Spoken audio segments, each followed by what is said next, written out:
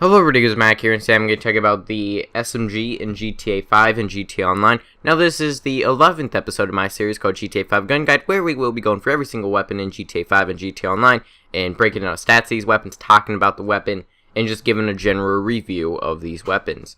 So if you want to go check out last episode in this series, which was on the Micro SMG, then you can go check that out, link in the description. There will also be a playlist in the description where you can go check out all of the episodes in this series.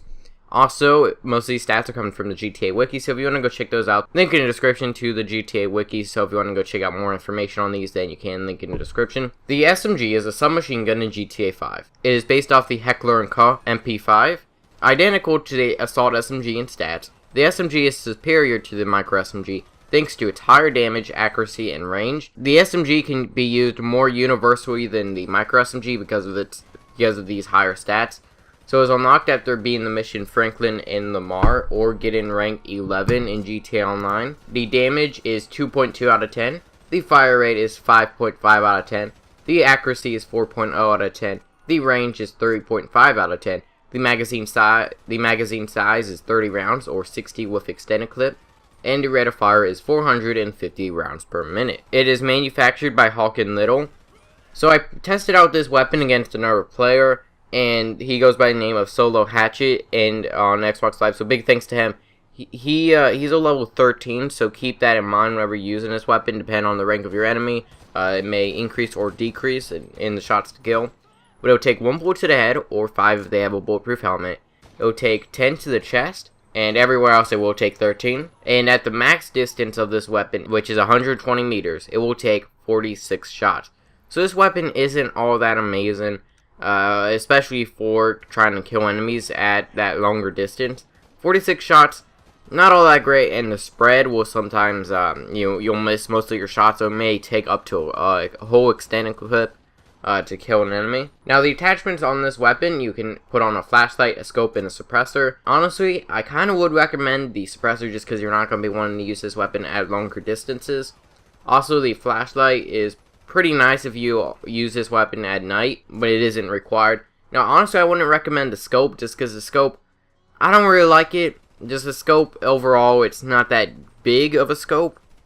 While you could still see stuff around you because of that, it's just, the scope itself not all that big, and there is a bit of housing with it, so honestly, I wouldn't recommend putting on a scope. Also, the iron sights on this weapon aren't that bad. Honestly, they're probably some of my favorite. This weapon, honestly, not all that amazing, especially for missions and stuff, just because it's low damage and pretty low rate of fire, honestly. And it just honestly gets outclassed by a lot of weapons that you can even get before you can unlock this weapon.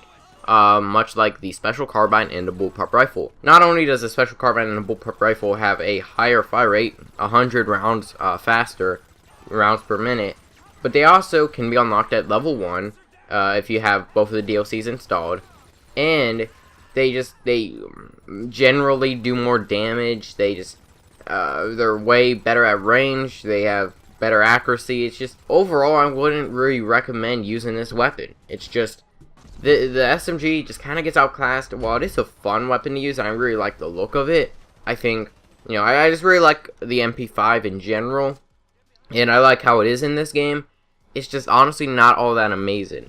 Now you can also put on extended clip on his weapon, which will give you 60 rounds. And most MGs in general can have 60 or more rounds, even non-extended, like the combat MG.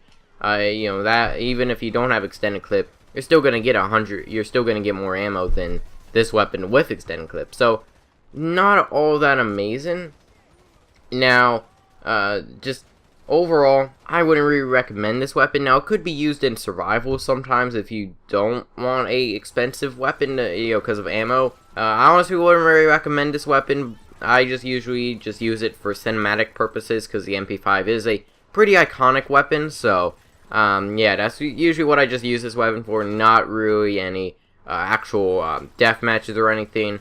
Now, if I had to use a SMG, I would sometimes go for the SMG, but honestly I would say that the Assault SMG is a little better in some areas, which we will be talking about that gun in the next episode of this series. So the next episode in this series will be on the Assault SMG, and that will be the final SMG in this series. up until this point. Let me know your thoughts on this weapon in the comments. Honestly, I wouldn't really recommend this weapon. It's just not all that great. Hope you all enjoy. Feedback's always appreciated, and I will see you guys in the next video.